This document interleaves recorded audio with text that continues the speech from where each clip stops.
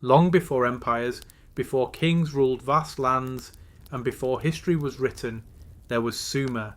Between the rivers, ordinary people faced floods, famine, and uncertainty, and responded by inventing civilization itself. Cities, writing, law, religion, trade, and government all began here. Today, we're going to learn who the Sumerians really were. Before we begin, consider liking and subscribing, and tell us where you're watching from and what time it is there right now. The land before history. Before kings carved their names into stone, before cities rose behind walls, before writing fixed memory into clay, there was only land, flat, unstable, dangerous, and alive. Civilization did not begin in comfort. It began in a place where survival demanded constant attention, where nature offered abundance only to those willing to master its chaos. This was southern Mesopotamia, the land between the rivers, where history itself first took root. Here, between the Tigris River and the Euphrates River, humanity crossed a threshold it would never return from. This was not a gentle landscape. Southern Mesopotamia was a low, alluvial plain formed by centuries of silt carried down from distant mountains. The land was flat to the point of disorientation. There were no hills to retreat to, no forests to hide within, no stone to build with. The ground itself was soft, shifting, and unpredictable. Water defined everything, and water was never stable. The rivers were both gift and threat. When they flooded at the wrong time, they destroyed crops, swept away homes, and erased years of labour in a single season. When they failed to flood, the land hardened into dust and salt, killing fields silently. Survival here required neither strength nor bravery alone, but patience, coordination, and foresight. This environment did something remarkable to the people who settled it. It forced cooperation. No family could control the rivers alone. No village could manage irrigation by itself. Canals had to be dug and maintained. Floods had to be predicted and redirected. Fields had to be measured, watered, and protected from salinization. Life here demanded collective effort on a scale unknown to earlier human communities. This is where civilization truly began, not with ideas, but with necessity. Early settlers arrived gradually, drawn by the fertility of river-fed soil despite its dangers. They built reed huts on raised ground and clustered near natural waterways. Fishing, herding, and small-scale farming sustained them at first. Over generations, knowledge accumulated. People learned when the rivers rose, where water lingered longest, how soil changed after floods. They learned to shape water itself. Canals extended the reach of the rivers beyond their natural banks. Marshes were drained. Fields expanded. Crops multiplied. Barley became the staple, resilient, adaptable, and suited to salty soil. Surplus appeared, not accidentally, but through planning, and surplus changes everything. Once food could be stored, people could specialize. Not everyone needed to farm. Some built tools, some oversaw canals, some organized labor, some guarded storage. Slowly, roles solidified. Authority emerged, not through conquest, but through coordination. The land demanded leadership. Flood control required decision-making. Canal repair required scheduling. Storage required accounting. Disputes required resolution. What began as survival logistics became social structure. Villages grew larger, denser, more complex. Temporary settlements became permanent communities. This transformation did not happen quickly. It unfolded across centuries, but its direction was irreversible. As communities expanded, they altered the landscape further. Canals multiplied into networks. Fields stretched toward the horizon. Marshlands became controlled environments. The rivers were no longer just natural forces. They became engineered systems, but engineering brought risk. Salts accumulated in the soil as irrigation intensified. Crops failed unexpectedly. Flood patterns shifted. Each solution introduced new problems. The land rewarded intelligence, but punished complacency. Adaptation had to be continuous. This constant negotiation with nature shaped a unique mindset. The people of southern Mesopotamia did not believe the world was benevolent. They believed it was unstable, powerful, and easily offended. The gods they imagined reflected this.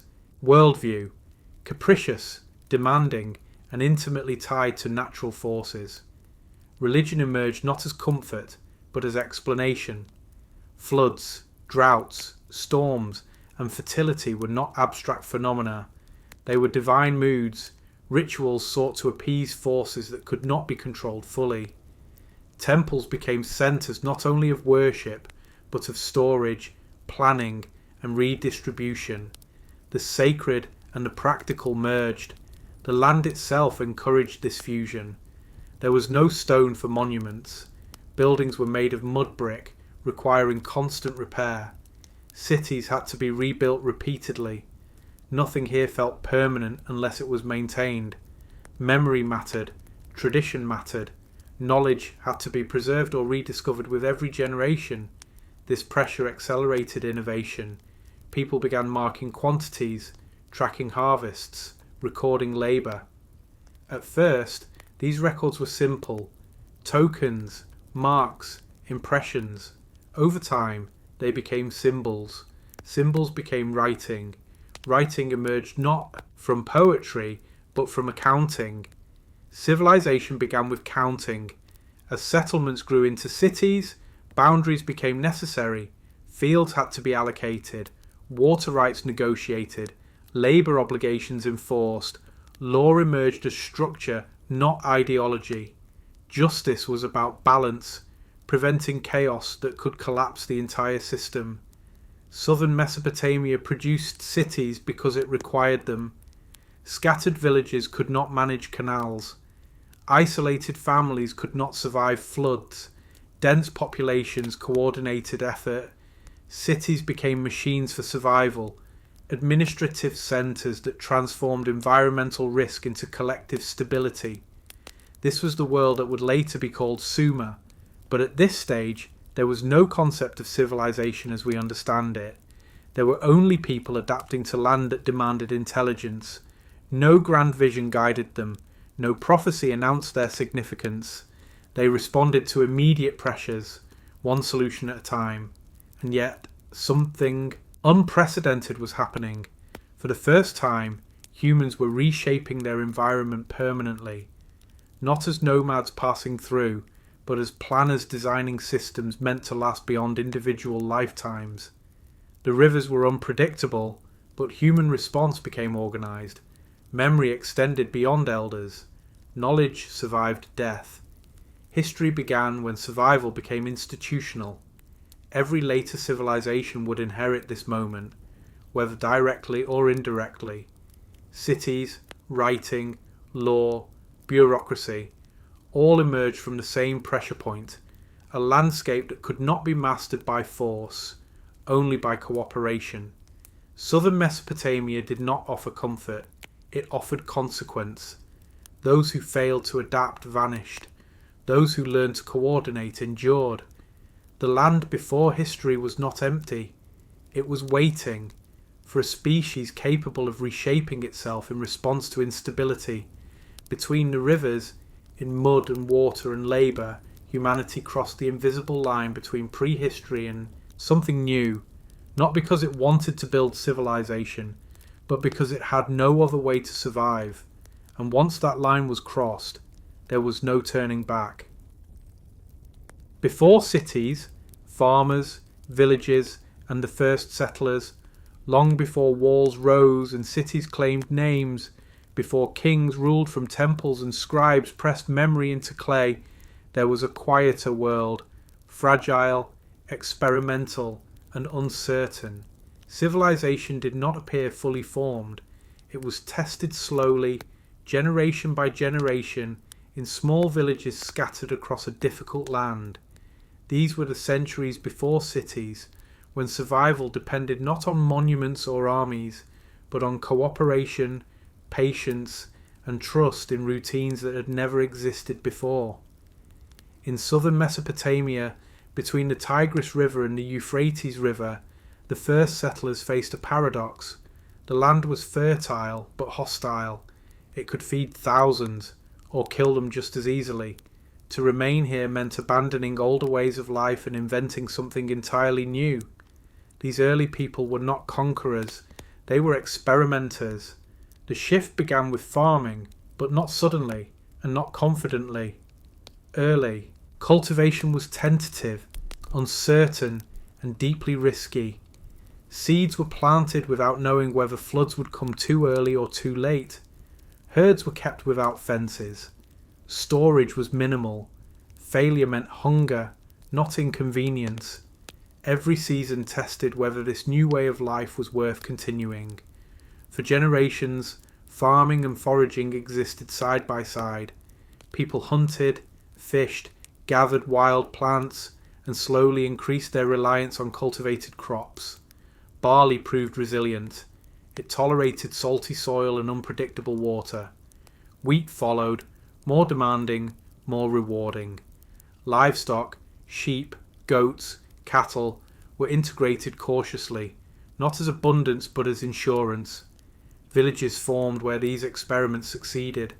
They were small clusters of homes built from mud, reed and wood, materials that decayed quickly and required constant rebuilding. Nothing felt permanent. Roofs collapsed, walls cracked, floods erased boundaries. Living here required acceptance that stability was temporary and maintenance never ended. Yet people stayed.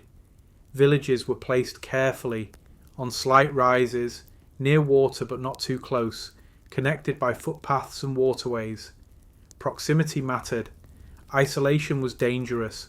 Floods, illness, and crop failure could not be faced alone.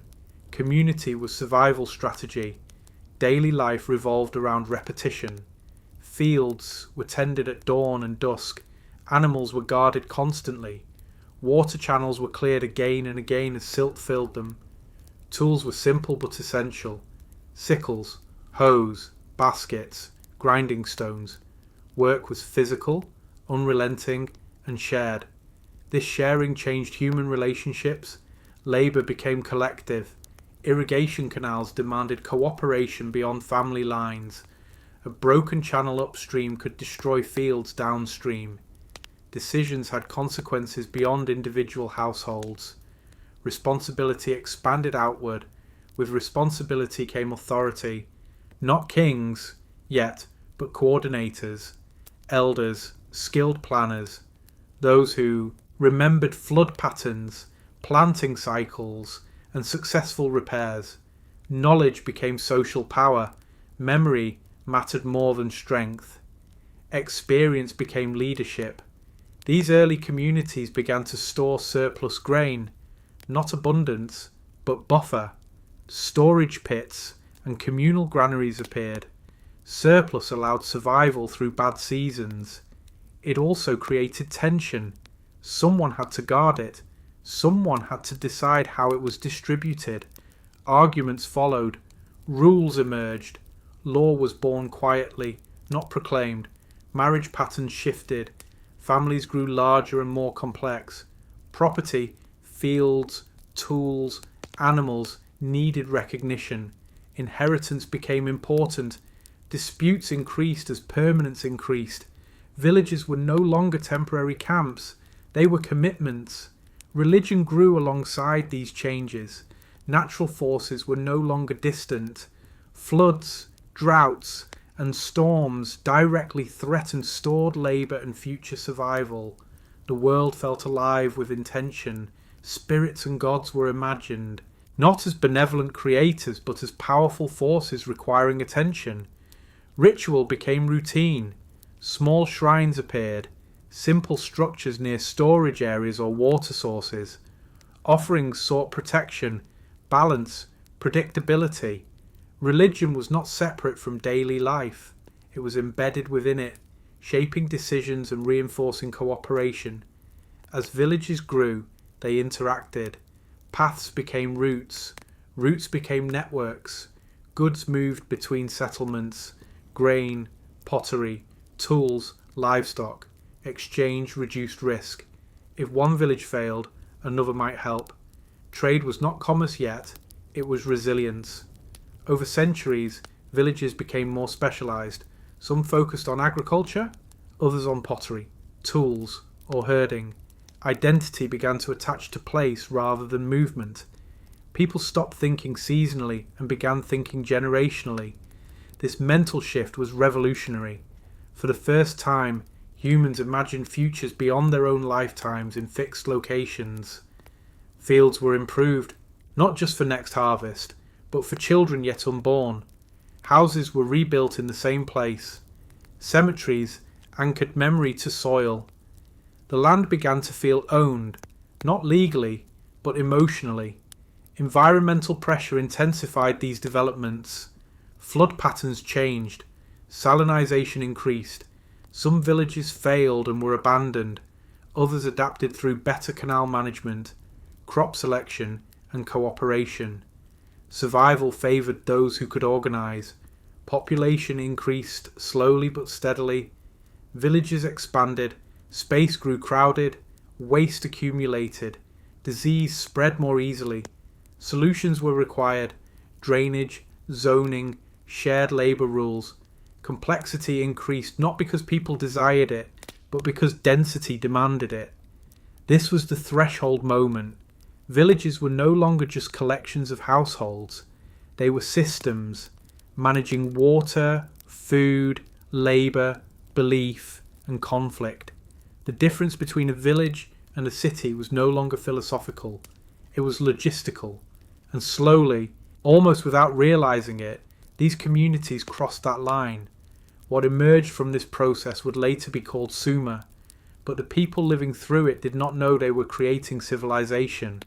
They were solving problems, one canal at a time, one harvest at a time, one agreement at a time. Cities were not invented, they accumulated. Before walls, there were paths. Before temples, there were shrines. Before kings, there were elders.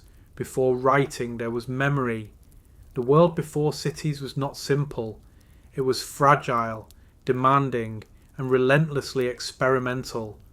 And it was here, among farmers, villagers, and first settlers, that humanity learned the most important lesson of all. Survival was no longer an individual skill, but a collective responsibility. Once that lesson was learned, cities were inevitable. The birth of the world's first cities. The first cities were not planned in advance. They were not designed by visionaries who imagined civilization and then built it. They were accidents of success, places where survival worked too well, for too long, to remain simple. In southern Mesopotamia, villages had already learned how to cooperate. They managed water, shared labour, stored surplus, and resolved disputes. For centuries this system held, but eventually it crossed a threshold. Population grew faster than tradition could manage. Storage exceeded memory. Coordination demanded permanence. At that moment, villages stopped being villages. They became cities. The land itself forced this transformation. The rivers continued to flood unpredictably. Canals grew longer and more complex. Fields stretched farther from homes. Decisions affected thousands instead of dozens.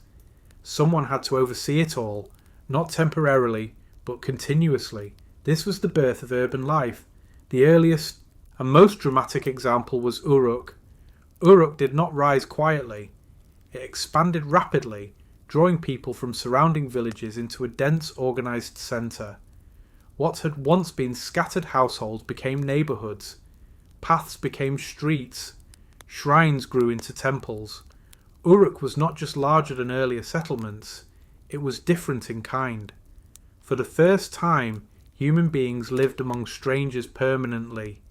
Most residents of Uruk did not know one another personally. Social cohesion could no longer rely on kinship or memory. It required structure. Temples became that structure. At Uruk, temple complexes dominated the city, not only spiritually, but economically and administratively. They controlled land, labour, storage, and redistribution.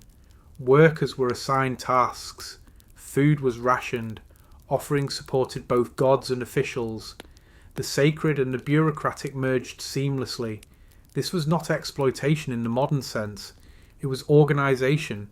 Temples stabilised life in an unstable environment. They absorbed surplus in good years and redistributed it in bad ones. They coordinated canal repair, agricultural cycles, and large-scale construction. In return, they demanded obedience, labour, and ritual participation. Urban life required hierarchy. As Uruk grew, specialisation accelerated. Farmers no longer lived beside their fields. Craftspeople devoted themselves entirely to pottery, weaving, metalwork, or tool making. Builders constructed massive platforms and walls. Priests managed rituals. Administrators tracked labour and goods. Writing emerged here, not as literature, but as necessity. Marks pressed into clay, tracked deliveries, rations, and obligations. Memory became external. Authority became permanent. Urban density changed daily life. Houses clustered tightly. Streets filled with noise and movement. Waste accumulated. Disease spread more easily. Fire was a constant risk. Solutions were invented. Drainage, zoning, building standards. Cities forced innovation simply to function. Walls appeared, not always to keep enemies out, but to define space, to know who belonged, to separate city from countryside. Inside the walls was order.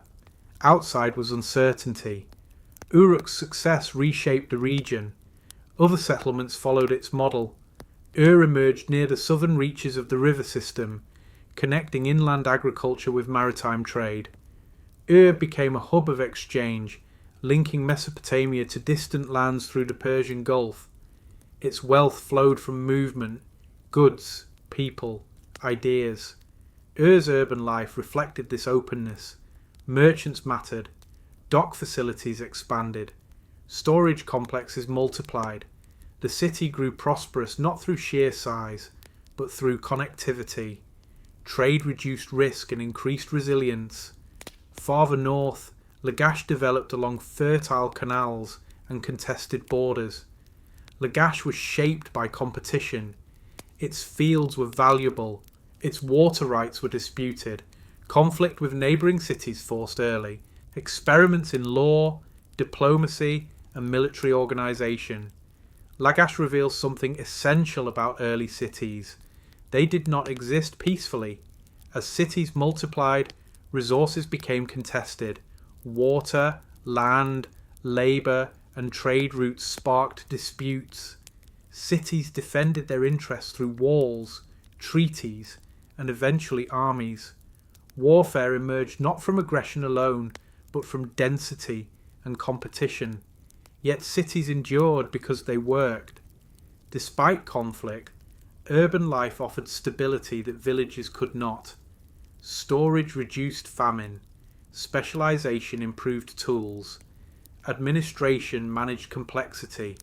Ritual offered meaning in a dangerous world. Cities also transformed human identity. People began to identify themselves by city rather than family or village. Loyalty shifted. Belonging became territorial. The city became a living entity, protected by gods, ruled by institutions, remembered through monuments. Time itself changed. Urban life demanded calendars, schedules, and coordination across thousands of people. Festivals synchronized labour and belief. Workdays followed routines. The future became something planned rather than feared. This shift cannot be overstated. Cities made history possible.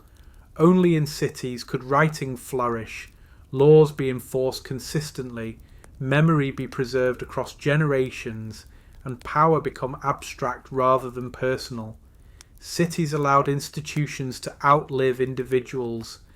The rise of urban life in southern Mesopotamia was not a moment, it was a process. It unfolded unevenly, imperfectly, and often violently. Cities collapsed and were rebuilt. Floods destroyed neighborhoods. Leaders failed. Systems adapted. But once cities existed, humanity could not return to earlier forms of life. The world had changed permanently. Uruk demonstrated scale. Ur demonstrated connection. Lagash demonstrated competition. Together, they formed the template for every city that would follow. Rome, Athens, Babylon, Beijing, all traced their lineage back to this moment when mud brick walls rose from floodplains and people learned to live among strangers under shared rules. The birth of the world's first cities was not the triumph of progress, it was the acceptance of complexity. And from that acceptance, civilization took its first permanent shape. Kings, priests, and the gods who ruled everything. When the first cities rose from the floodplains of southern Mesopotamia, they did not belong to kings, they belonged to the gods. Long before crowns carried authority, before laws were carved into stone, power in the Sumerian world flowed downward from the divine. Cities were not founded as human achievements, but as sacred spaces, places where gods had chosen to dwell, and where humans existed by permission rather than right. To live in a city was to live inside a divine domain. This belief shaped everything. In early Sumer, political power, religious authority, and economic control were inseparable. There was no clear boundary between temple and state, priest and ruler, ritual and administration. The gods ruled first. Humans governed only as intermediaries. At the centre of every major city stood the temple complex, often elevated, monumental, and dominating the skyline. These were not houses of quiet prayer, they were administrative engines, storehouses, courts, and symbols of cosmic order. The most powerful among them would later rise into towering platforms known as ziggurats, stairways between heaven and earth. The city of Uruk provides the clearest example. Here, temples dedicated to powerful deities structured urban life itself. Fields belonged to the gods. Herds belonged to the gods. Labour was offered to the gods. Even kings ruled only because the gods allowed it. This was sacred kingship, not divine rule, but divinely sanctioned rule. Early Sumerian rulers did not claim to be gods. Instead, they presented themselves as chosen stewards, appointed to maintain order on behalf of higher powers. Their legitimacy rested not on conquest, but on favour. A successful harvest meant the gods approved.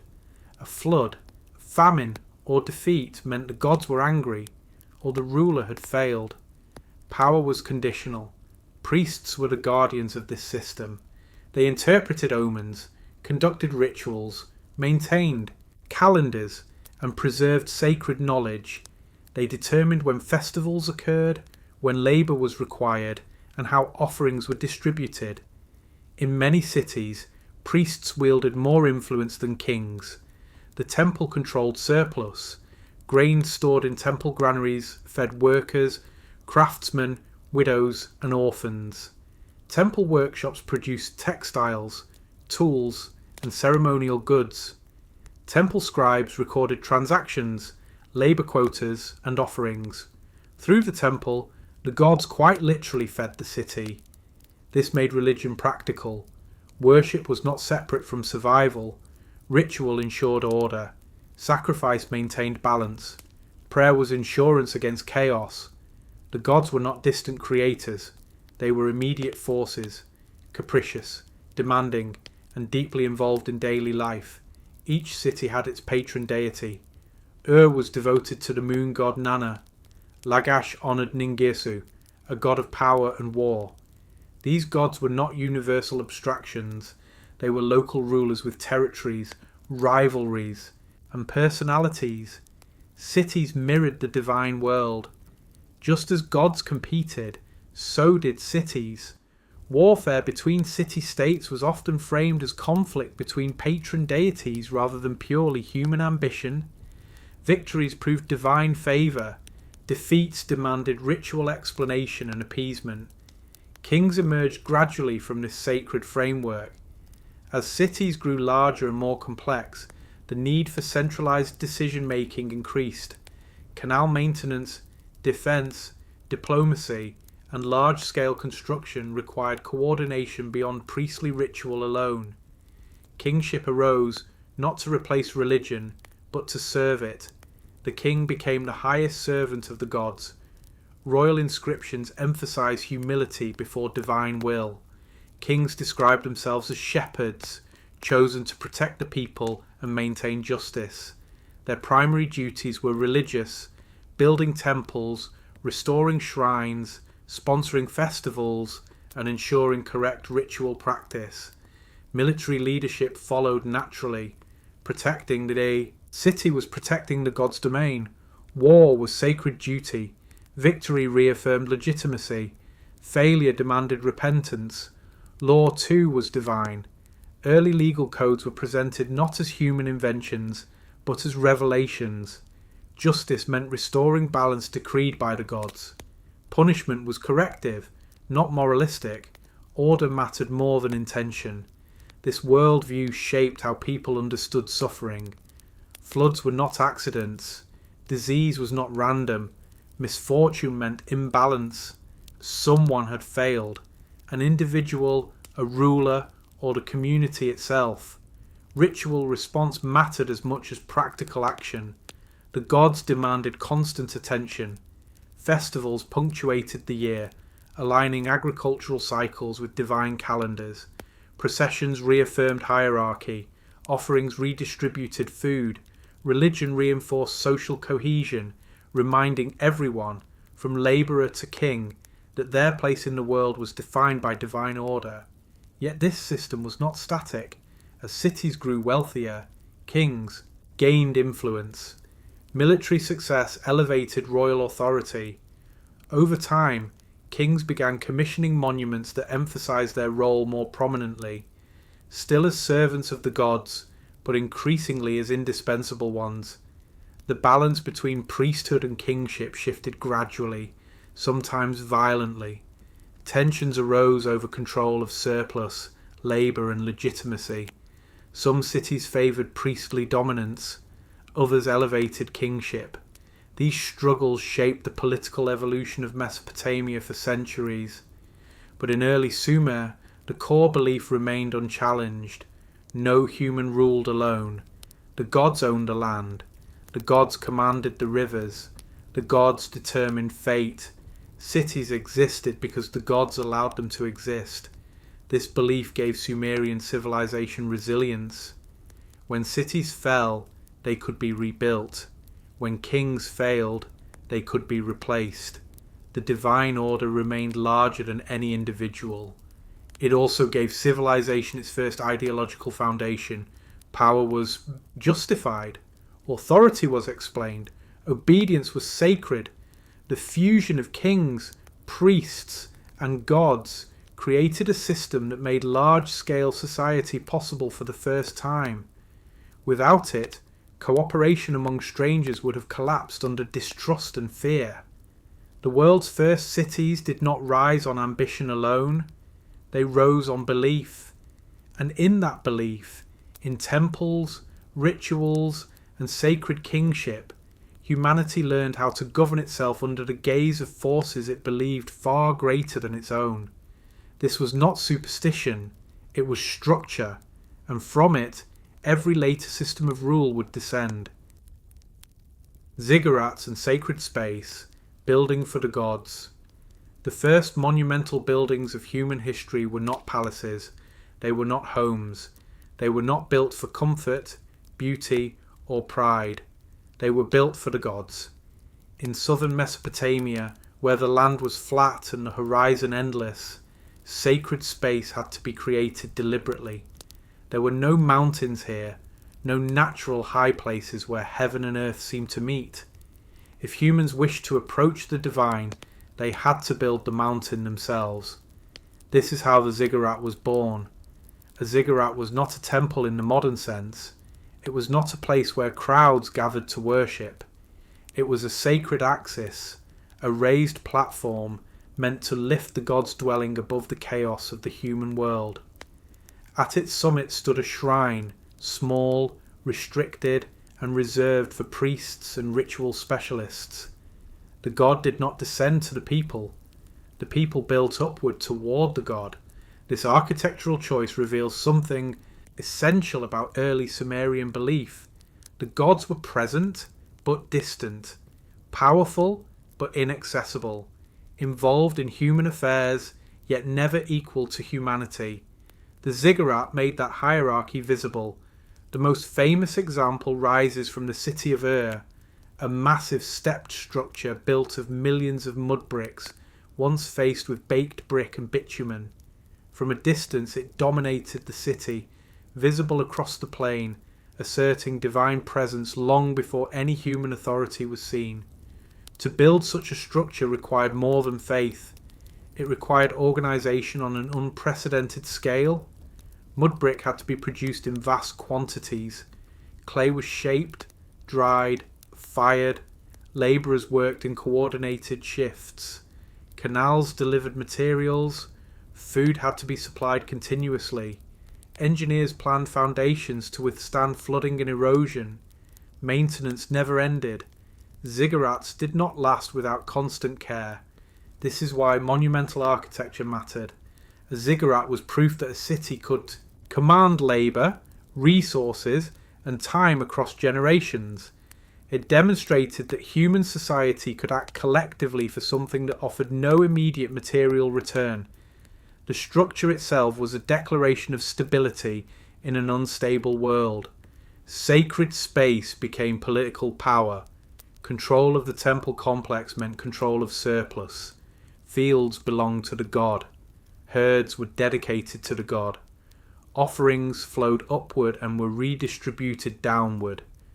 Priests managed calendars, labour schedules, and storage.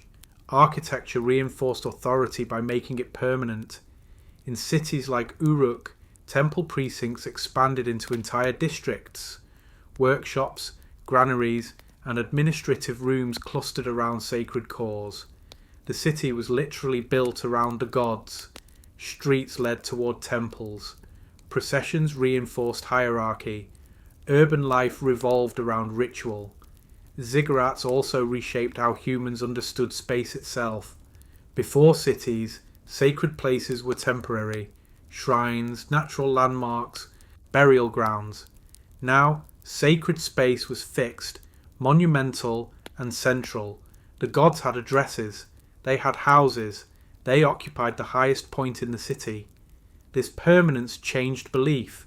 The gods were no longer distant forces in nature alone.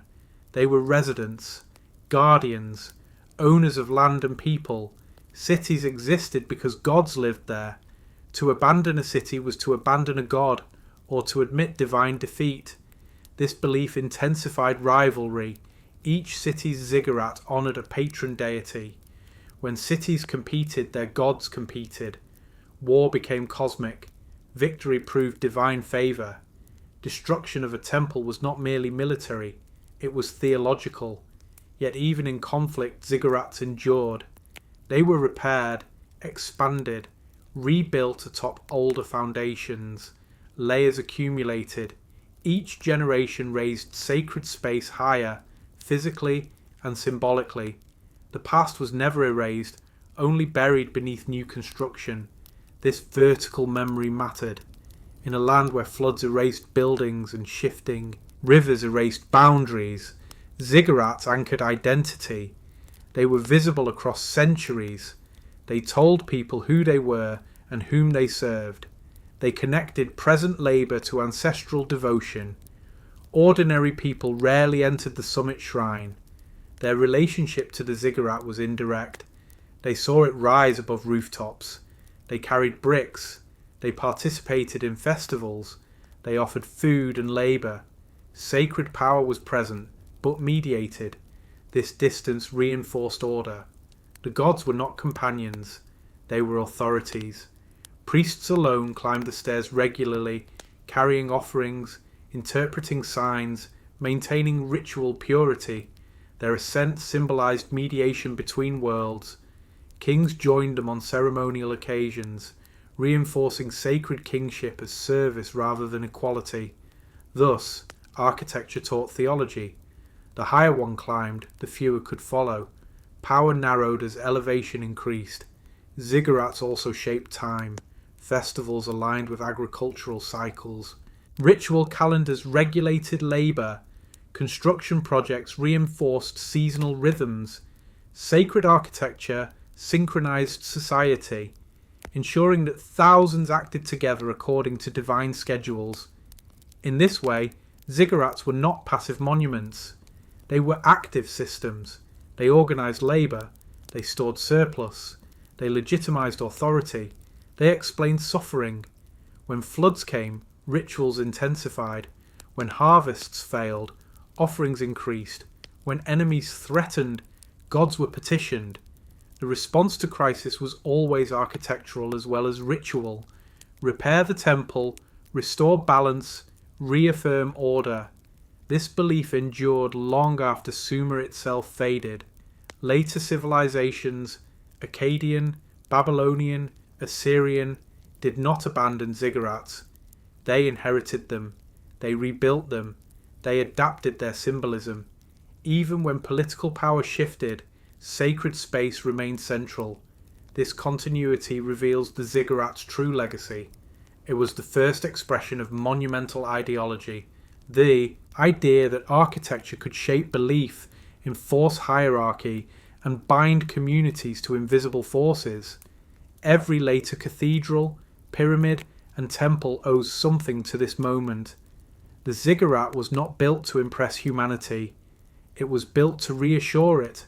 In a world of floods, droughts, disease, and uncertainty, rising stone and brick promised order. It said that someone, something, was in control, that chaos could be negotiated, that effort mattered. The first monuments of civilization were not celebrations of human greatness. They were negotiations with fear. And in raising sacred space above the plains of southern Mesopotamia, humanity learned one of its most enduring lessons. To govern the world below, you must first build toward the heavens. Writing the world into existence. The invention of cuneiform. Civilization did not begin when humans learned to speak. It began when they learned how not to forget. In the cities of southern Mesopotamia, survival had grown too complex for memory alone. Fields stretched beyond sight. Labour was divided among hundreds, then thousands. Temples stored surplus from years past. Decisions made in one season affected lives far into the next. Oral tradition, once sufficient for small communities, began to fail under the weight of urban life. The solution was not philosophy, it was administration. This is how writing was born, not to tell stories, but to manage reality. In cities like Uruk, temple officials faced a constant problem: how to track grain, labour, offerings, animals, tools, land, and time itself. Who worked where, who owed what, who had already been paid. Memory could not scale, trust could not be assumed.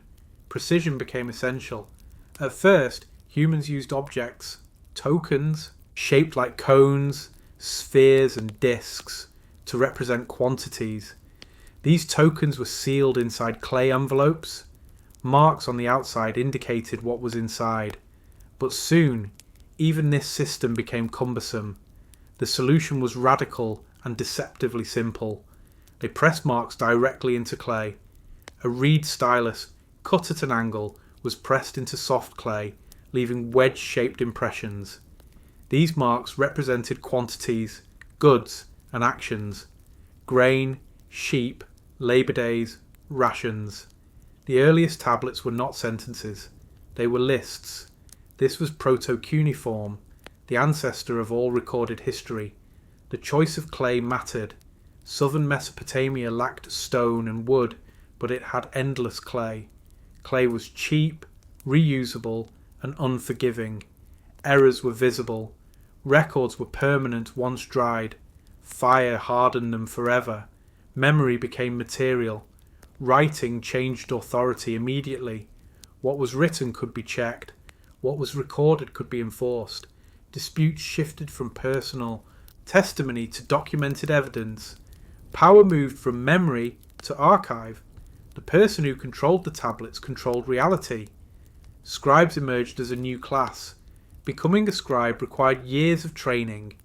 Cuneiform was complex, abstract, and exacting. Signs represented objects, sounds, and ideas. Lists had to be memorized, conventions learned, errors corrected. Literacy was rare and powerful. Scribes did not write for creativity. They wrote for control. They worked in temple complexes, administrative offices, and later palaces. They recorded harvests, labour assignments, rations, land transfers, marriages, debts, and punishments. Writing became the nervous system of the city, and something unexpected happened. Once information was recorded, it could be preserved beyond the moment. Knowledge accumulated. Past decisions could be consulted. Patterns could be observed. Time itself became legible. History began when the present could compare itself to the past. Cuneiform evolved rapidly. Symbols became standardized. Sounds were represented phonetically. Writing expanded beyond accounting into law, ritual, hymns, omens, and eventually literature. But administration always remained at its core. Writing did not replace speech. It replaced forgetting. Temples used writing to manage surplus. Kings used it to proclaim authority. Laws were written not because people suddenly valued justice, but because consistency mattered. A written law applied even when the ruler was absent. This was revolutionary. Power no longer depended entirely on presence. Authority could travel through tablets. Orders could outlast kings.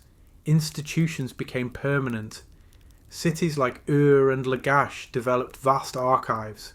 Thousands of tablets filled rooms, stacked, sorted, labelled. The city remembered itself. Writing also transformed religion. Rituals were recorded precisely. Hymns preserved divine praise word for word. Omens were catalogued. The gods became predictable, not in behaviour but in interpretation. Priests consulted texts to understand divine will. Correct ritual mattered more than spontaneous devotion. The universe became readable. Medicine followed the same path. Symptoms were listed, treatments compared, outcomes noted. Illness was interpreted as a divine imbalance, but responses became systematic. Knowledge accumulated not through theory, but through recorded experience. Writing reshaped identity. People became names on tablets. Workers became labour units. Land became measured property. Debts followed individuals across years. Freedom and obligation were documented. Society hardened into structure. Yet writing also preserved humanity. Letters survive in which parents worry about children. Merchants complain about bad deals. Officials panic over shortages. These tablets reveal voices not meant for eternity. Yet here they are, speaking across 5,000 years. Ironically, the earliest writers did not imagine legacy. They imagined accuracy. They did not know. They were inventing history.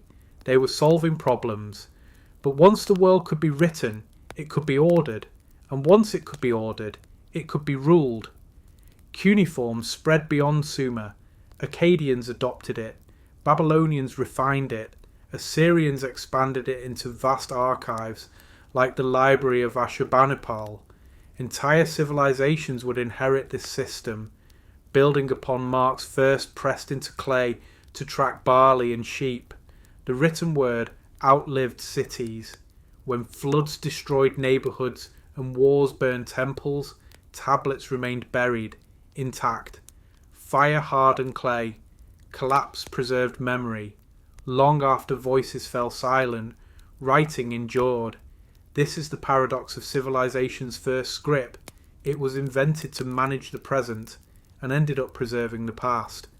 Writing did not simply record the world, it reshaped it. It made authority permanent. It made knowledge cumulative. It made time visible. And in doing so, humanity crossed another irreversible threshold. From that moment on, nothing truly disappeared. It was only waiting to be read. Law, order, and the first rules of civilization. Civilization did not begin when people learned how to build cities. It began when people learned how to live together without tearing those cities apart. In the crowded, fragile world of early Sumer, cooperation alone was no longer enough. Villages had relied on memory, custom, and personal relationships. Cities could not. When thousands of strangers shared canals, fields, storage, labour, and belief, conflict became inevitable. Land disputes arose, debts accumulated, injuries demanded response, theft threatened survival. Authority had to become something more than tradition. This is where law was born, not as philosophy, but as necessity. In the cities of southern Mesopotamia, justice was not imagined as moral perfection. It was balance. The goal was not fairness as an abstract ideal, but stability. A society that failed to resolve conflict collapsed back into chaos, famine, and violence. Law existed to prevent that collapse. The earliest legal systems emerged from administration. Temple officials and city leaders already tracked grain, labour, and property. Extending this record keeping to disputes was a natural step. If ownership could be written, then responsibility could be written. If obligation could be recorded, then punishment could be standardized. Justice became procedural. One of the earliest surviving law codes comes from associated with the reforms of Ur-Nammu. Unlike later, harsher codes, these laws focused on compensation rather than cruelty. Injury was repaid with fines. Loss was balanced with restitution. The aim was restoration, not spectacle. This reveals an important truth about early civilization. Violence was expensive. Killing removed labour. Endless retaliation destabilized communities. Law existed to contain conflict, not escalate it. Punishment was meant to end disputes, not glorify authority. Contracts became the backbone of this system. Marriage agreements defined inheritance. Labour contracts specified duties. Loan tablets recorded debt, interest and repayment schedules. Adoption contracts ensured care for the elderly. These documents transformed relationships into obligations enforced by the city itself. Trust shifted from people to records. A contract did not rely on memory or reputation alone. It relied on tablets stored in archives, witnessed by officials, protected by institutions. Breaking a contract was no longer a personal betrayal. It was an offence against order. Courts emerged to interpret these records. Judges were not philosophers. They were administrators applying precedent. Testimony mattered. Evidence mattered. Writing mattered most of all. Law was public. Judgments were recorded so they could be referenced later. Consistency mattered more than compassion. Predictability kept society functioning. People needed to know what would happen if they failed, cheated, or disobeyed. Punishment reflected hierarchy. Status mattered deeply in early law. The same injury could carry different penalties depending on who inflicted it and who suffered it. This was not equality before the law. It was stability through recognized difference. Society was layered, and law reinforced those layers. Free citizens, dependents, slaves, priests, and officials all occupied distinct legal categories. The law did not challenge hierarchy, it preserved it. Religion anchored justice. Laws were presented as divinely sanctioned. Kings claimed they did not invent laws, they revealed them. Justice was framed as the will of the gods made visible. This removed debate. To disobey the law was to disrupt cosmic balance. Oaths were sworn before gods. False testimony invited divine punishment. Courts operated under sacred authority. The fear of supernatural consequence reinforced compliance where enforcement could not reach. Social control extended beyond courts. Public shaming, fines, labour penalties, and ritual punishment reinforced norms. Order was not maintained through constant violence, but through constant visibility. Everyone knew the rules. Everyone knew the consequences. Cities like Lagash offer early evidence of legal reform. Rulers responded to abuse of power by officials, corruption in temple administration, and exploitation of the poor. These reforms were not humanitarian in the modern sense. They were defensive. Excessive injustice threatened revolt. Law protected the system first. Justice also regulated economy. Prices, wages, and rations were standardized. Measurements were fixed. Fraud became punishable. Markets became predictable. Economic stability reduced unrest. Time itself entered law. Deadlines were enforced. Interest accumulated. Contracts extended into the future. Obligation no longer ended with the season. Civilization began to think long term, and law made that possible. This legal structure reshaped identity. A person was no longer defined only by family or strength, but by legal status. Rights and duties followed individuals across time. Children inherited obligations. Property survived death. Society became continuous rather than episodic. Yet law also revealed civilization's limits. Justice was not impartial. The powerful often benefited. Slavery was legal. Punishments could be severe. Law did not eliminate suffering, it organized it. But without law, cities could not exist at all. The first rules of civilization were not about morality, they were about survival. They taught people when violence was permitted and when it was forbidden. They defined who owed what to whom. They replaced vengeance with procedure. This shift changed humanity forever. Later empires would refine these systems. Babylon would carve law into stone. Assyria would enforce it with fear. Persia would standardize it across vast territories. But the foundation was laid here, in the muddy courts and tablet-filled rooms of early Sumer. The world's first laws did not promise justice for all. They promised order. And in a land shaped by floods, scarcity, and uncertainty, order was the most precious achievement of all. Civilization did not begin with freedom. It began with rules. And once those rules existed, the world could no longer return to innocence, only forward into history. Daily life in the first civilization. Daily life in the world's first civilization was not lived in moments of greatness. It was lived in repetition. Long before history noticed kings, laws, or temples, civilization survived because ordinary people woke each day and did the same work again. Planting, repairing, weaving, trading, cooking, raising children, and hoping the world would not collapse before nightfall. For the people of early Sumer, life was neither heroic nor abstract. It was physical, scheduled, and exhausting.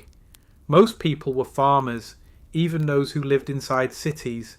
Fields stretched beyond city walls, linked by canals that required constant attention. Farming in southern Mesopotamia was not seasonal convenience, it was year-round vigilance. Irrigation channels clogged with silt quickly. Embankments collapsed. Floodwater ignored boundaries. Every farmer understood that neglect meant disaster not only for one household, but for many downstream. Work began before sunrise. Men, women, and children participated. Tools were simple: wooden ploughs, stone blades, baskets, and ropes, but skill mattered more than equipment. Barley dominated the fields because it tolerated salty soil and unpredictable water. Wheat, dates, onions, lentils, and vegetables supplemented diets when conditions allowed. Harvest was not celebration alone, it was calculation. Grain had to last through bad seasons. Portions were set aside for taxes, temple obligations, seed grain, and storage. What remained fed families. Hunger was never far away. A single flood at the wrong moment could erase years of labour. Animal husbandry ran alongside agriculture. Sheep and goats were valued more for wool and milk than meat. Cattle provided strength for ploughing. Herds were counted, recorded, and monitored closely. Disease could spread quickly. Loss meant long recovery. Craftsmen filled the cities. Potters shaped storage jars, bowls, and cups, essential for food preservation and trade. Weavers produced textiles from wool, a primary export of southern Mesopotamia. Cloth was labour-intensive and valuable. Spinning, dyeing, and weaving were skilled tasks passed down through apprenticeships. Metal workers were fewer but vital. Copper tools, knives, and weapons required imported materials. Smiths worked carefully, recycling broken objects. Nothing was wasted. Scarcity shaped creativity. Most craftsmen did not work independently. Many were attached to temple or administrative institutions. They received rations instead of wages. Grain, oil, beer. Their lives were stable but controlled. Production targets mattered. Failure had consequences. Merchants connected cities to the wider world. Southern Mesopotamia lacked stone, timber, and metal. Everything had to be imported. Merchants travelled by river and land, navigating dangerous routes. Trade linked Sumer to distant regions for copper, tin, wood, lapis lazuli, and other materials. Markets were crowded and regulated. Goods were weighed, measured, and recorded. Disputes were common. Contracts mattered more than trust. A merchant's reputation was built slowly and lost quickly. Trade introduced risk and opportunity.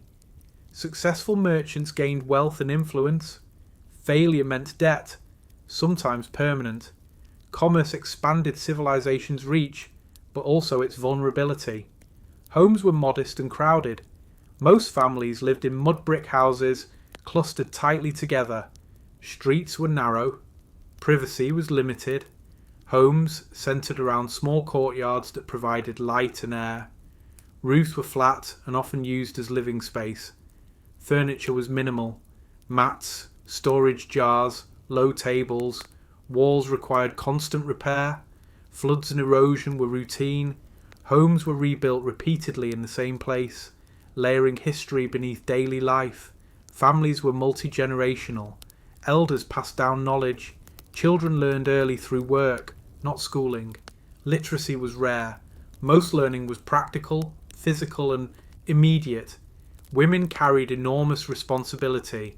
They managed households, prepared food, raised children, wove textiles, and often participated in trade and property management. Marriage contracts defined rights and obligations. Dowries mattered. Inheritance shaped family survival strategies. Marriage was not romantic. It was economic, legal, and social. Children worked early.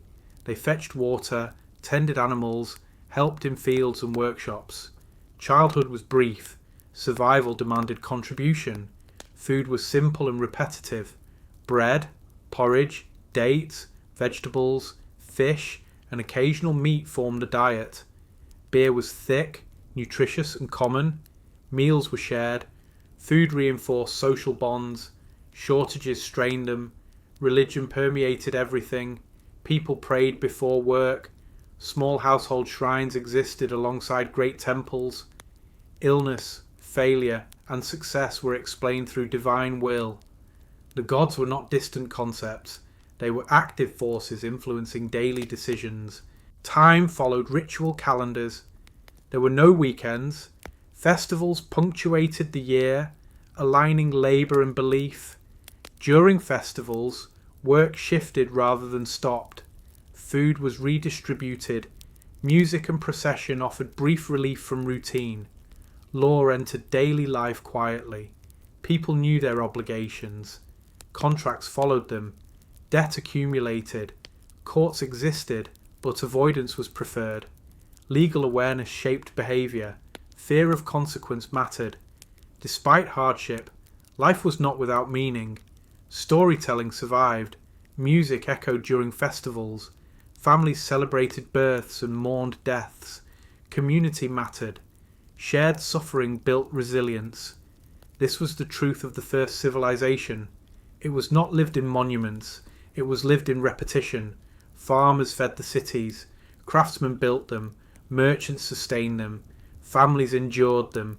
Daily life was heavy, uncertain, and relentless, but it worked.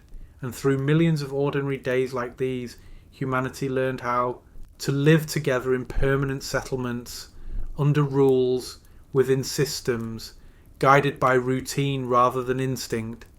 Civilization did not rise in a moment. It rose each morning, when someone woke, went to work, and chose to continue. Trade, wealth, and the ancient global network. The first civilization did not grow powerful because it was rich. It grew powerful because it was connected. Southern Mesopotamia was a land of extraordinary fertility and extraordinary absence. Its rivers produced grain in abundance, yet the soil itself offered almost nothing else. There was no stone for temples, no timber for ships, no metals for tools, no precious materials for status or ritual. Civilization arose here anyway, not by self-sufficiency, but by dependence. Trade was not a secondary activity in early Sumer. Trade was the foundation that made cities possible. From the moment the first cities stabilized their food supply, they faced a new problem. Everything essential to long-term survival lay somewhere else. To build, to arm, to worship, to record, to expand, Sumer had to reach outward. What followed was one of the earliest global economic networks in human history, a system of exchange that stretched across mountains, deserts, seas, and civilizations that did not yet know each other's names. Cities such as Uruk, and Lagash became economic centers not because they controlled resources, but because they learned how to move them. At the heart of Sumer's economy was surplus, especially barley. Irrigation allowed harvests large enough to feed not only farmers, but administrators, craftsmen, soldiers, priests, and merchants. Grain was life, but it was also leverage. Stored barley fed caravans, paid workers, and backed contracts. Alongside grain, woolen textiles became Sumer's most important export. Cloth was labour-intensive, portable, durable, and valuable across cultures. It travelled farther than food ever could. These two products, grain and textiles, powered long-distance exchange. In return, Sumer imported nearly everything else. Stone arrived from distant mountains, limestone, alabaster, diorite, materials used for statues, foundations, and prestige objects. Timber came from forested regions far to the north and west, floated down rivers, or hauled overland. Copper arrived from Anatolia and Oman. Tin, rarer and more precious, travelled enormous distances to enable bronze production. Lapis lazuli, deep blue and highly prized, journeyed from regions near the Indus Valley, crossing deserts and political boundaries to reach Mesopotamian workshops. These routes were dangerous. Merchants travelled by river when possible, using boats along the Euphrates and Tigris, then along the Persian Gulf coast. Where water failed, caravans crossed deserts and mountain passes. Banditry was common. Weather destroyed shipments. Political conflict closed routes without warning. Loss was not exceptional. It was expected. Trade required risk management long before the concept existed. Merchants rarely travelled alone. Partnerships spread risk. Contracts defined responsibility. Losses were calculated into expectations. Early economics was not theoretical, it was brutally practical. Temples and palaces dominated this system. Most large-scale trade was financed institutionally. Temples provided goods, labour, and capital. Merchants acted as agents rather than independent actors. Profits returned to the institution. Losses carried punishment. Trade expeditions were recorded in meticulous detail. Quantities, routes, deadlines, penalties. This was not barter, it was structured economics. Clay tablets record interest rates, delayed payments, disputes, and defaults. Credit existed. Debt existed. Failure followed individuals across years and generations. Wealth accumulated unevenly. Inequality widened quietly. Trade reshaped social structure. Successful merchants gained status, influence, and property. Their names appeared frequently in records. Their families prospered. Their homes grew larger. Economic success translated into political leverage. At the same time, debt trapped others. Bad harvests, failed expeditions, or illness pushed families into dependency. Debt bondage expanded. Slavery increased, not through mass conquest alone, but through economics. Wealth did not liberate civilization, it stratified it. Cities competed economically as fiercely as they did militarily. Control of ports, river junctions, and caravan hubs meant power. Infrastructure mattered. Docks, warehouses, storage facilities, administrative offices. Cities invested heavily in economic oversight. Trade connected Sumer to a wider world. Contacts extended to the Iranian plateau, Anatolia, the Levant, the Persian Gulf, and the Indus region. These connections carried more than goods. Artistic styles travelled, measurement systems aligned, technologies spread, ideas moved silently alongside cargo. This interaction did not create cultural unity, it created interdependence. The ancient global network was fragile. A failed copper supply weakened tool production. Disrupted tin routes limited bronze. A blocked river slowed grain movement. Economic shocks travelled invisibly through the system. Cities learned that distant events could cause local collapse. This vulnerability forced greater administration. Records multiplied. Archives expanded. Writing became essential. The more complex trade became, the more civilization relied on documentation. Memory moved fully into clay. Value itself changed. Silver emerged as a standard of account.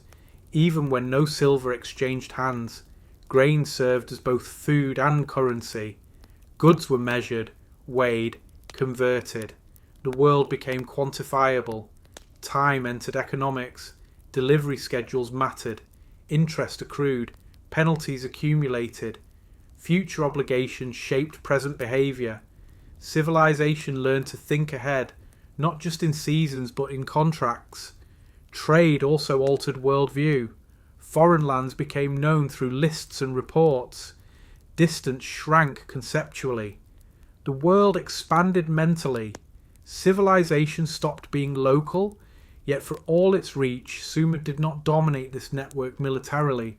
It survived within it. Trade bound Sumer to others as much as it empowered it. When networks shifted, cities suffered. This is the deeper truth of early economics.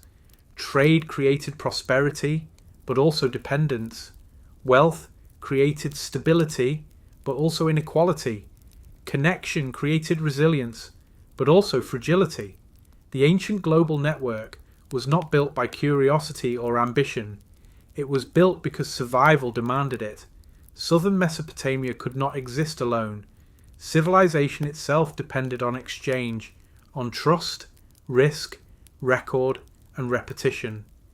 Long before empires marched across continents, commerce connected them, and in doing so, the first civilization learned a lesson that still defines the modern world.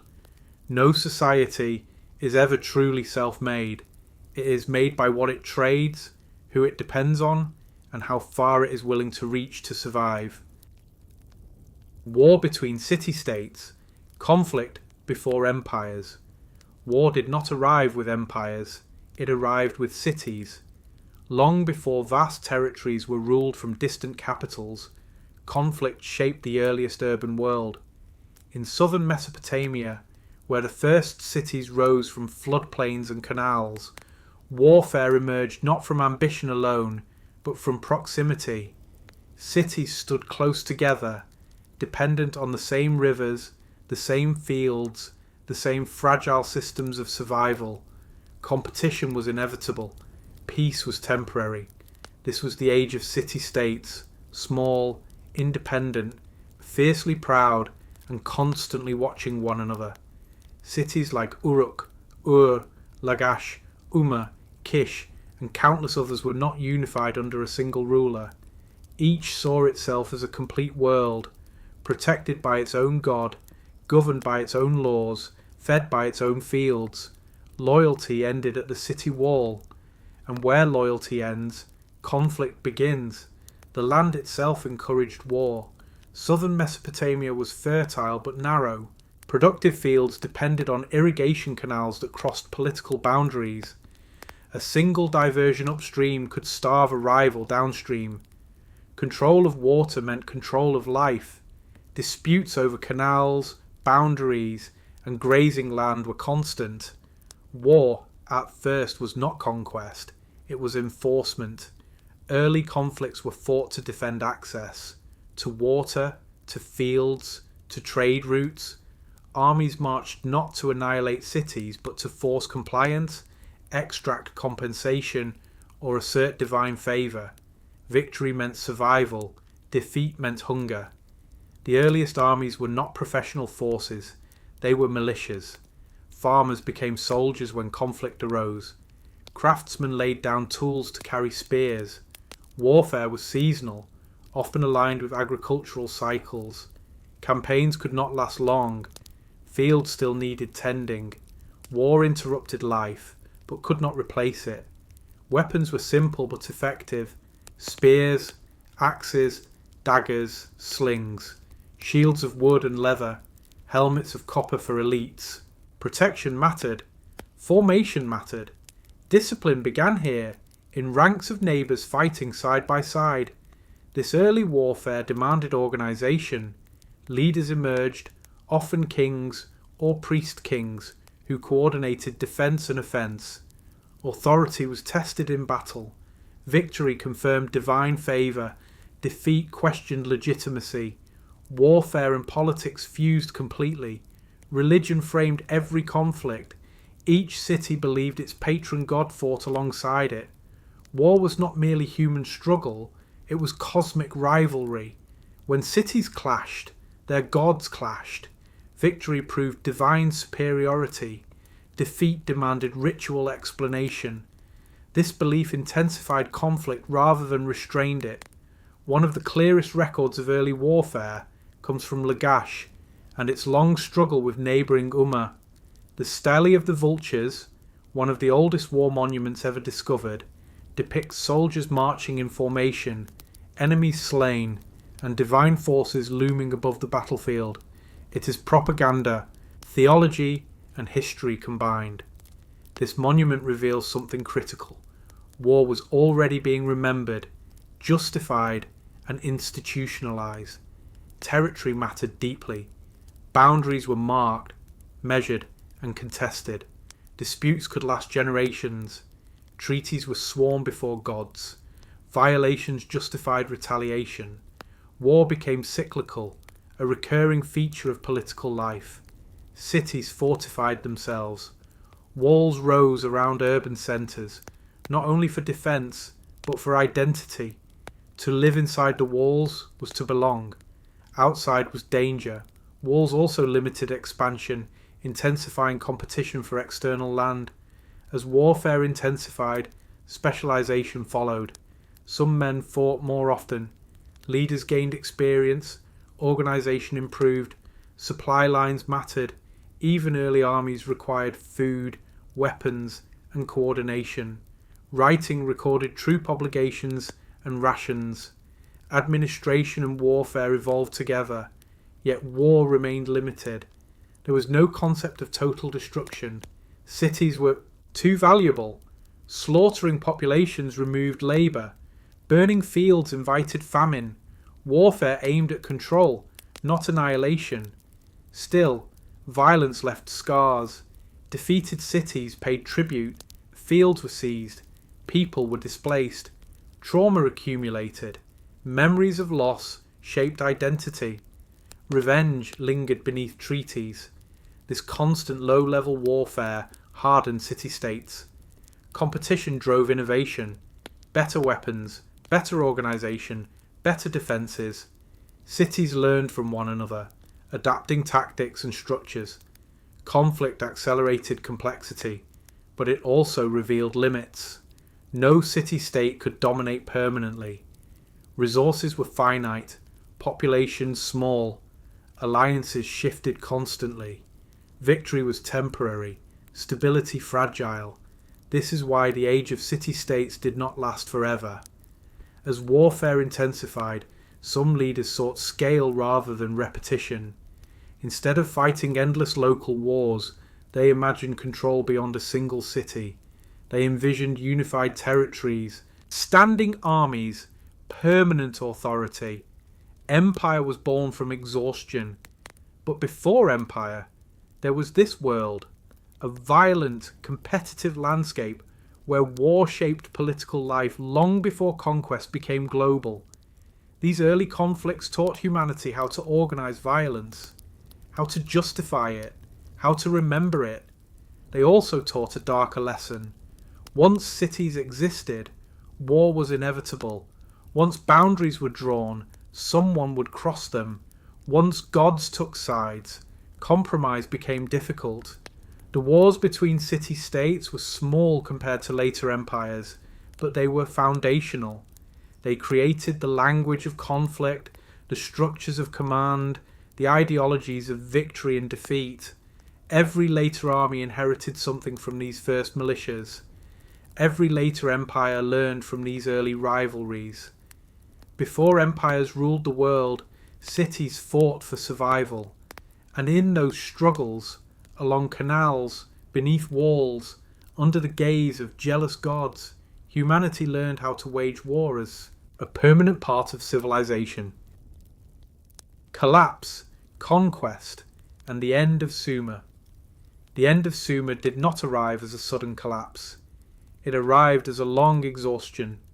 For generations, Sumerian civilization had survived by doing something no society had ever done before, holding fragile land together through constant coordination. Canals were dug and redug. Fields were reclaimed and remeasured. Cities balanced surplus and scarcity through record, ritual and rule. For centuries, this system worked well enough to sustain the world's first urban civilization, but systems that demand constant maintenance do not fail loudly at first. They fail quietly.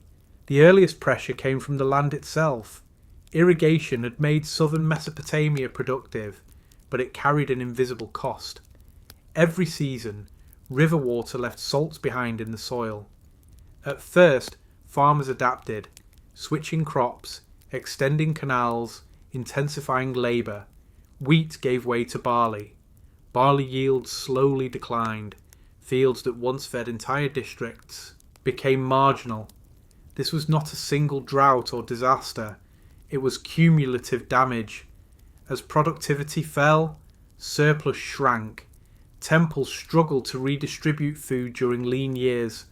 Rations tightened. Debt increased. Families who once survived on stored grain found themselves borrowing, then failing to repay. Debt bondage expanded, not through violence, but through arithmetic. Social tension deepened. Environmental stress reshaped politics. City-states that once fought, ritualized wars over boundaries, now fought desperate ones over survival. Canals were sabotaged. Fields were seized. Retaliation escalated. Warfare became less symbolic and more destructive. the land suffered further damage, accelerating decline. The structure of Sumerian society made coordinated response nearly impossible. Each city-state was autonomous, loyal to its own gods and rulers. Cooperation beyond local interests was rare and fragile. When crisis demanded regional planning, Sumer had no mechanism to enforce it. What had once been a strength, independent resilience, became a weakness. Fragmentation invited conquest. To the north, a new political model was forming around Akkad. Unlike Sumerian city-states, Akkad pursued centralized authority. Its leaders recognized that control over multiple regions could stabilize supply, enforce order, and suppress endless local conflict. Under Sargon, Akkadian armies moved south. City after city fell, not only through force, but through exhaustion. Sumerian cities were already strained. Walls were costly to maintain. Armies were thin. Loyalty fractured.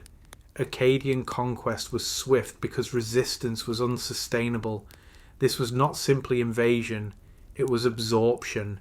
Sumerian institutions were preserved but subordinated. Writing continued. Temples remained active.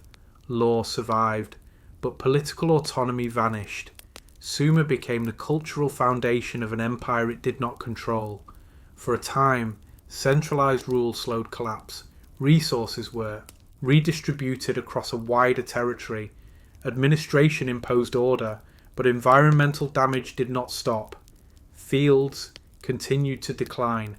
Climate variability increased pressure. Famine returned.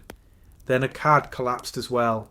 Records describe years of hardship, crop failure, rebellion, abandonment. Administration weakened, trade networks frayed. Into this instability came the Gutians, highland groups from the east who exploited the breakdown rather than caused it. Cities were neglected. Canals fell into disrepair. Urban life shrank dramatically. This period was remembered as darkness. Sumerian texts portray it as a time when kingship vanished and the gods withdrew favour. Whether poetic exaggeration or lived reality, the outcome was clear. The dense urban system that defined Sumer could no longer sustain itself. Cities emptied. Fields reverted to marsh. Writing declined in everyday use. Yet even now Sumer did not fully disappear. There were revivals, attempts to restore order, rebuild canals, and reclaim identity. Cities like Uruk rose again briefly.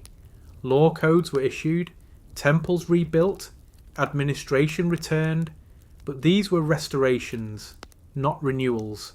The underlying conditions had changed too much. Soil exhaustion could not be reversed easily. Trade routes had shifted. New powers dominated Mesopotamia. Over time, the Sumerian language faded from daily speech, surviving only in ritual and scholarship. Cultural memory remained, but political life ended. The end of Sumer was not a failure of intelligence or effort. It was the cost of being first. Sumer invented irrigation on a massive scale and faced salinization before anyone understood it.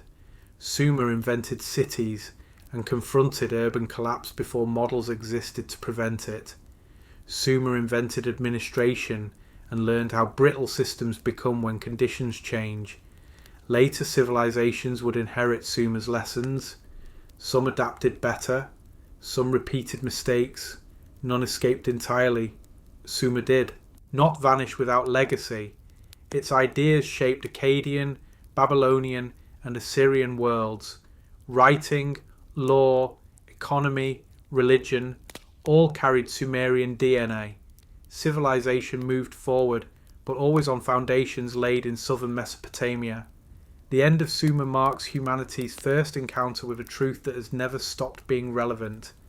Civilization is not defeated only by enemies, but by the limits of the land that sustains it. Sumer rose because people learned how to cooperate. It declined because cooperation could not outrun consequence forever. And in that slow fading, through salt, scarcity, conquest, and memory, the first civilization left behind its final lesson.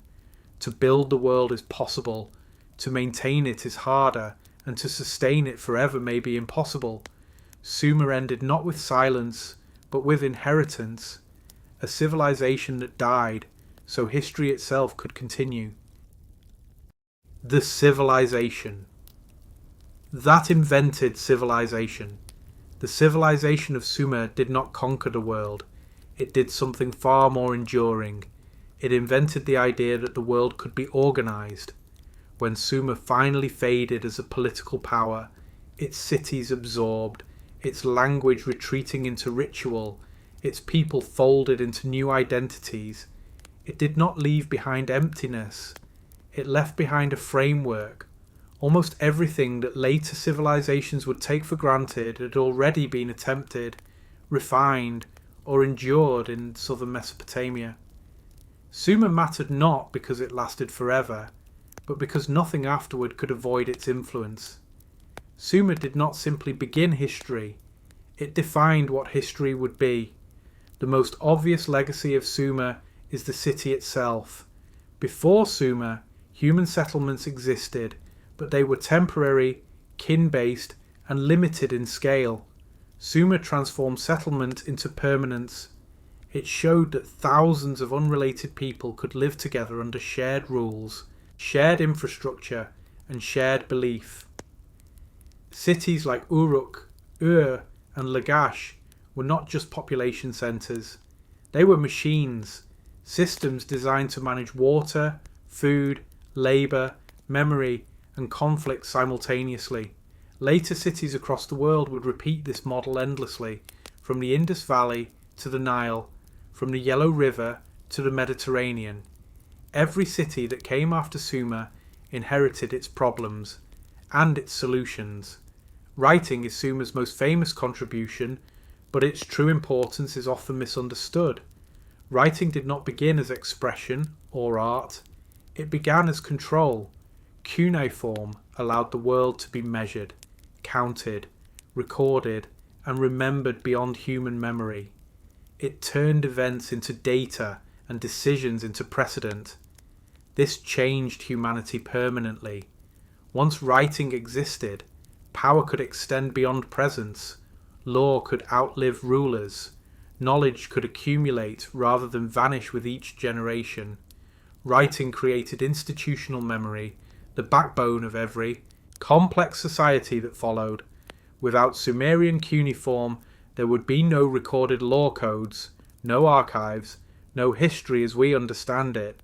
Even civilizations that later abandoned cuneiform inherited the idea that reality itself could be written down and managed. Law was another invention born not of philosophy, but of necessity.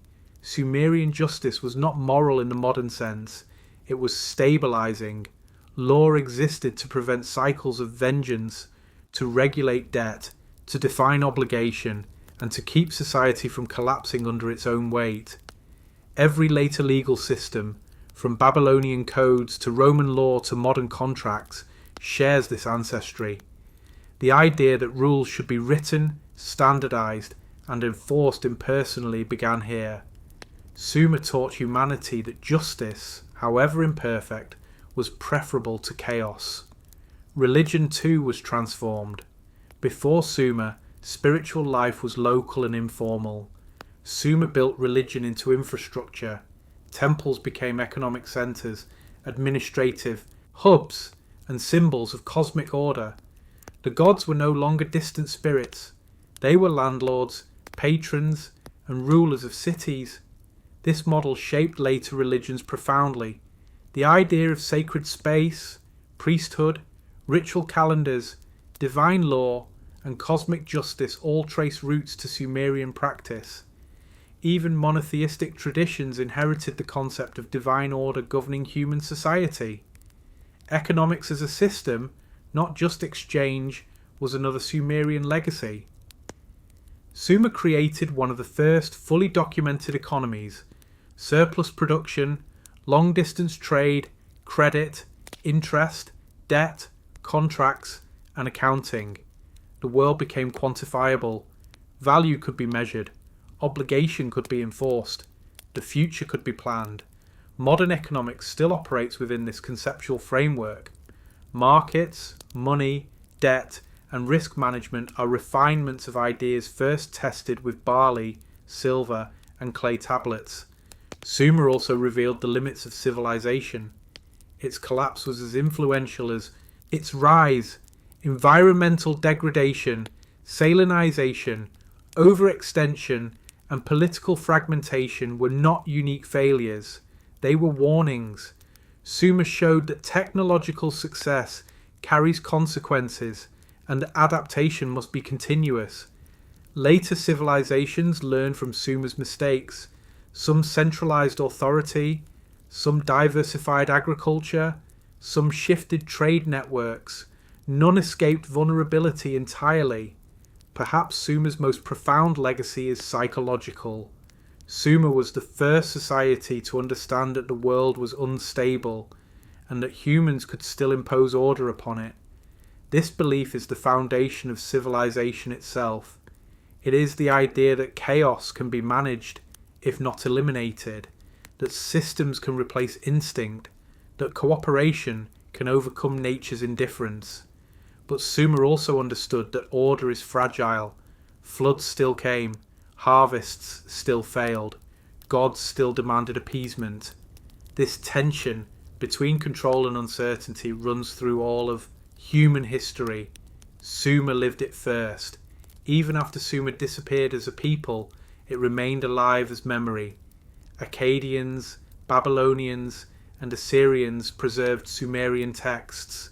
Sumerian became a scholarly and sacred language long after it ceased to be spoken. This reverence reveals something extraordinary. Later civilizations recognized Sumer as foundational, even when it no longer existed. Sumer became civilization's ancestor. Modern archaeology completed this legacy. When Sumer was rediscovered beneath the soil of Iraq, it reshaped humanity's understanding of itself. Civilization was no longer assumed to begin with Egypt, Greece, or Rome.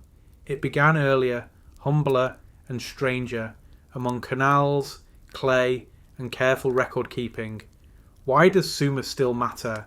Because every society that relies on cities, laws, writing, economy, religion, and administration is still living inside a Sumerian experiment. We have refined it, expanded it, and globalized it, but we have not replaced it. Sumer answers one of humanity's most important questions. How did we become this way? Not through a single invention, not through a single genius, but through countless ordinary decisions made by farmers, scribes, builders, priests, and merchants trying to survive in a difficult land. Sumer reminds us that civilization is not inevitable. It is built, maintained, stressed, and sometimes lost. It reminds us that progress carries cost, that solutions create new problems, that success can undermine itself, and it reminds us of something even more fundamental, that humans, when faced with uncertainty, will choose cooperation over isolation, memory over forgetting, and structure over chaos, even when the outcome is imperfect. Sumer did not invent perfection, it invented possibility. It showed that history could begin, that memory could endure, that the world could be shaped, not once, but continuously. The civilization that invented civilization did not leave behind an empire, it left behind a method. And as long as humans build cities, write laws, record data, trade across distances, worship order, and struggle with the consequences of their own success, Sumer will still matter. Not as a relic of the past, but as the beginning of who we are. The Sumerians did not build an empire that lasted forever, but they built the foundations of the world we still live in. Long after their cities faded and their language fell silent, their ideas endured, shaping law, writing, religion, and the very structure of civilization itself. If you made it to the end, thank you for watching. And once more, Tell us in the comments where you're watching from and what time it is there right now.